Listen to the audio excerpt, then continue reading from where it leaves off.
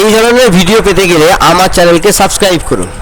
দেখুন এখানে হয়েছেটা কি, মোহাম্মদ ইউনিস বাংলাদেশের যে এখন হর্তাদর্তা বিধাতা হয়ে বসে রয়েছে, সেলফ অ্যাপয়েন্টেড লোক, তো তাকে ফ্রান্স কী করেছে, তার সঙ্গে দ্বিপাক্ষিক যে আলোচনা হওয়ার কথা ছিল সেটা ক্যান্সেল করে দিয়েছে। তো ইউনিস কী করেছে, ইউনিস গিয়ে এরকম ফ্রান্সকে বলেছে যে দেখুন ইমানুয়েল ম্যাক্রন, আমি আপনার সঙ্গে দ্বিপাক্ষিক আলোচনা করতে যাব, জুলাই মাসে যাওয়ার কথা ছিল, কিন্তু সেটা কি হয়েছে না, সেটা ফ্রান্স ক্যান্সেল করে দিয়েছে। ফ্রান্স বলেছে যে আমাদের কাছে আমাদের শিডিউল নেই, আমাদের কাছে টাইম নেই, সেই জন্য করতে পারছি না।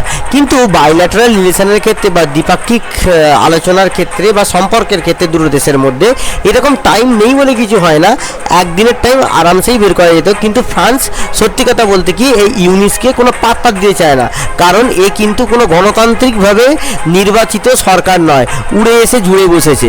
কিছু মৌলবাদী শক্তির মদত নিয়ে ইউনিস কী করেছে, এসেছে ছাত্র আন্দোলনের নাম করে জামাতের সাহায্য নিয়ে আর কিছু মৌলবাদী শক্তির সাহায্য নিয়ে কি হয়েছে, ইউনিস ক্ষমতায় এসেছে, এসে শেখ হাসিনাকে তাড়িয়ে দিয়েছে।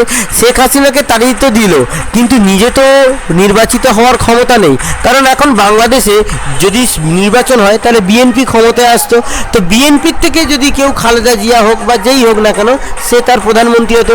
কিন্তু ইউনিস একবার যে চেয়ারেতে বসে গেছে সে কিন্তু আর গদি ছাড়বে না, সেই জন্যতেই ইউনিসকে আজকে ফ্রান্স আর পাত্তা দেয় না। এখন মোদিকে এসে যতই তেল দিক না কেন মোদি তো কিছু করতে পারবে না, কারণ ভারত সরকার নিয়ম অনুযায়ী চলে। বাংলাদেশের মতো এরকম অবস্থা নয় যে ইচ্ছা খুশি এসে চেয়ারে বসে যাবে। তো যাই হোক, ফ্রান্স ক্যান্সেল করে দিয়েছে, পাকিস্তানের জন্য যতই সমবেদনা থাক কিছু লাভ হবে না।